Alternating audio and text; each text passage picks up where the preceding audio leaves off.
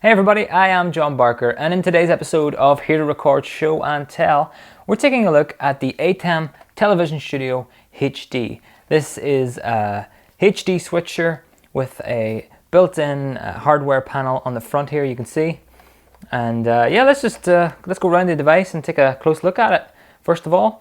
So like I say, it has a very noticeable difference from the older version on the front, and that being that it has its very own hardware panel built in, which will let you control a good portion of the device. You have your 8 inputs right here, so you can press these buttons to take them to preview, and then you have a cut and an auto button here for cutting and going to auto transition. Some other buttons along the top. You have on off toggle switches for audio for each of the inputs, which is really nice.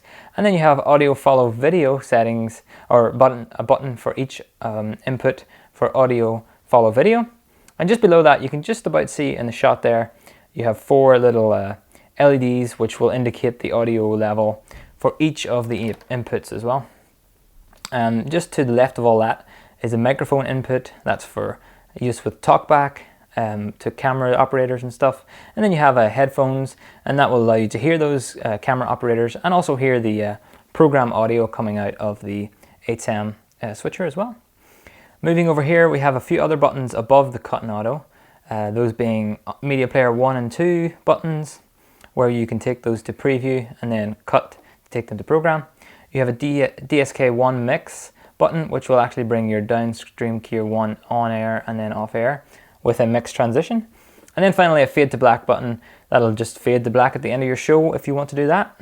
Next to that, you have a nice little screen, really good quality screen for accessing the menus, so you can see what you're doing, but also it'll show a program feed as well on the screen, and a few other bits and pieces that we'll get to later on in the video.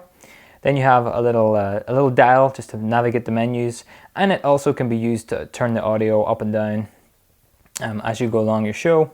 Then you have an auxiliary button, so pressing that will take over these 1 to 8 buttons, and that will allow you to press that and then send whatever you want to your auxiliary on the switcher. And then you have a couple of menu buttons, menu and set, and those will be used for navigating the menu. So we'll get to those a little bit later whenever we poke around inside the device. Let's take a look at the back. So a few things to note are that it has a built-in power supply, meaning that all you need is a power cable, and then you can run the HT switcher like that. You have a port here for control. That would be Ethernet over your network. You can connect directly to it or through a router. You have USB 2.0. That's used just for updating the software, unlike the previous version of the ATEM Television Studio. This HD version doesn't have any way of showing H.264 stream over the USB, so keep that in mind. If you think that you can plug this into your computer and watch or stream, that is not the case. So this is only for software updates. Then you have your 4 HDMI inputs and your 1, 2, 3, 4 SDI inputs. So these for all your cameras and your bits and pieces, the computer signals, all that stuff. You have remote for remote control of a PTZ camera or whatever you may want to remote control. Just above the 4 SDI inputs are 4 SDI outputs. And what's really cool about this switcher is, like I said before, there's a microphone port where you can talk to your cameras. So in this case, you bring a feed back from your camera into one of the SDIs, and then you send a feed out to a camera in the corresponding SDI above it. This will allow you to send back the program feed of the whole show, but also send back audio, and that way you can talk to the camera operator. So that's 1, 2, 3, 4. They can also just be used as program outputs as well, which is nice. So if you're not really using talkback audio, which is something that I don't use, then I can just use these as program outputs as well. And then let's go a little bit further on. We have reference in for timecode.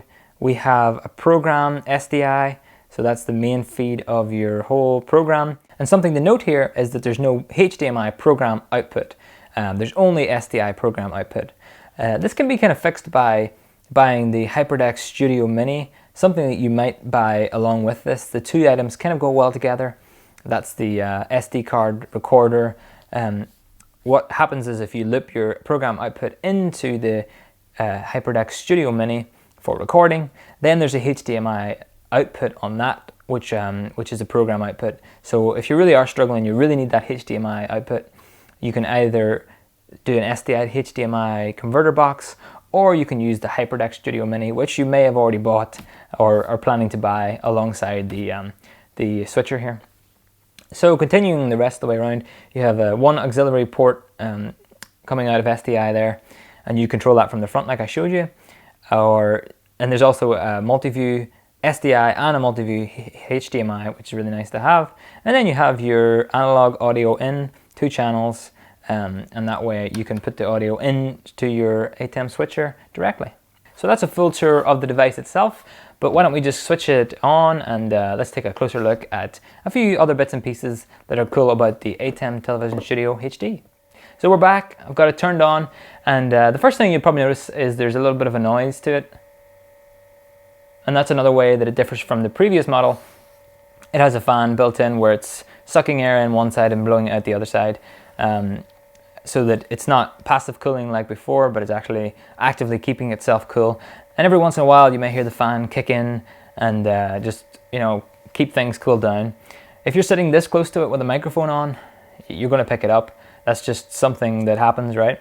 But if you're going to sit a bit further away, or it's racked up in a different room even, then it's not going to be really a problem. For me, I haven't really noticed much of a noise out of it, but like I say, I'm sitting super close to it with my microphone, so I'm bound to pick it up.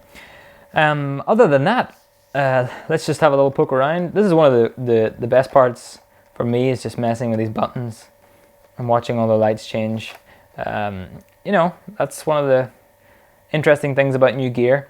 Whenever I had my old ATEM 1ME production switcher, the HD version, that was one of the most annoying things. Is I got to a venue, I set things up, but I couldn't really test things as I go along. I needed to get my laptop plugged in. But in this case, while my laptop is plugged in and it is speaking to the ATEM switcher, I have the software control panel running over here, and you can see how things are just updating on the front. While I have that all set up right now, it's great just to turn up to an event and technically not even need the laptop to test things, to make sure, are my cameras plugged in? 1, 2, 3, and 4. Yes, they are. That is one of the things I was most excited for getting my hands on one of these when I first saw it, was the integrated panel at the front. And you can see there that the LED is on for the audio on my input number 5, and you can easily just tap through other ones, turn them on or off as you wish. Like I said before, there's a cut button and an auto button right in the front, which is really nice to have, of course.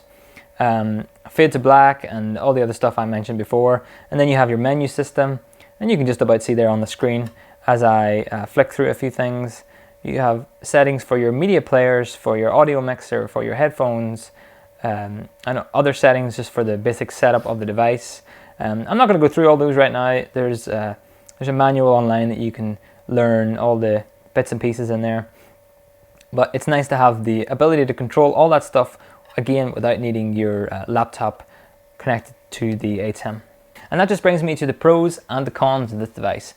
So far, the pros that I've found and that I've already mentioned, of course, is that the buttons on the front give you direct, nice tactile feedback of what you're doing with your show. No need to set up the computer whenever you're testing, and in fact there's no need to use the computer at all unless you've got some very specific things you want to do. Otherwise you can just jump in here, press these buttons in the front. You can use the cut, the auto, and you can do pretty much everything you need to do from this device.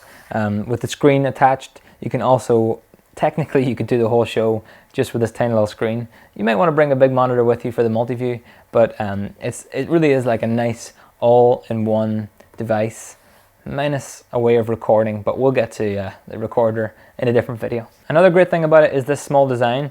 It is what would be classed as a 2/3 rack shelf, so this will sit in a, you can put it in a Ternex mini rack shelf along with another 1/3 device, which would probably be the HyperDeck Studio Mini, and then you have this really compact, slim device that you can bring into your rack shelf. I'm building my own updated television studio in a rack case, and this has really helped me out to really streamline the the things that I put in the case, and means that I don't have to bring as much stuff with me. So the small design is another big pro for it. And the next thing is that it goes all the way up to 1080p 50 or 60, which is really great for a huge improvement actually over the previous models. My ATEM 1ME does 1080i 50, and I am sick of looking at 1080i 50. I'm really excited to get into 1080p 25 or 1080p 50 with this new one. So it's a huge improvement over the previous one. If you still have that, it's time to upgrade to this one. A couple of the cons I would say on this device are kind of minor things. One of them was that I said these buttons are quite close together and easy to press the wrong button. But one of the other things is the fact that there's no large cut button. I don't use auto that much, but the cut button being a little bit bigger would have been a lot nicer for me. I mean, I don't know where they would have put these things. Maybe they could have. It's such a compact design, I can see why the cut button is this size. But I think the cut button is just something that should have been a full-size button. I don't know where they would have put it, but I would love to have had it as a full-size button. So that's just one minor little gripe. The other thing is you can't really assign these buttons. For me, I would like to take these 5, 6, 7, and 8 and move them over here. So I can do 5, 6, 7, 8. That's something I currently can't do. Maybe it's something they can do with a software update. Probably is, if enough people want that. Another just a tiny little thing that that I would like to do with it, but it's just small little things like that that don't really stop me from buying it, right? It's just tiny little improvements that I personally would have loved to have seen.